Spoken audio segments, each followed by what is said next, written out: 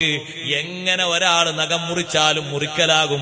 പക്ഷേ നഖം മുറിക്കുന്നതിന് പ്രത്യേക വിഷയങ്ങളുണ്ട്, ദിവസങ്ങളുണ്ട്, സമയങ്ങളുണ്ട്, അതിന് പ്രത്യേക രൂപഭാവങ്ങളുണ്ട്. എങ്ങനെയെങ്കിലും മുറിക്കേണ്ടതല്ല.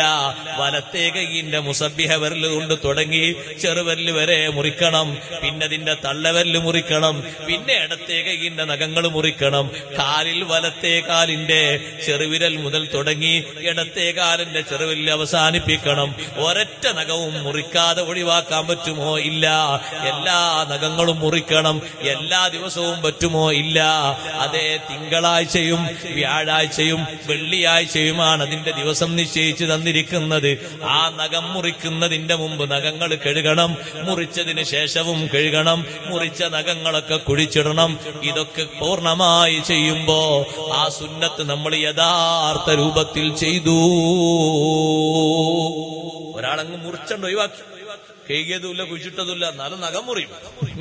നഖം മുറിയും. അതതിന്റെ യഥാർത്ഥ രൂപഭാവത്തിൽ ചെയ്യുമ്പോഴാണ് അമലു സ്വാലിഹായ അമലായി മാറുന്നത്.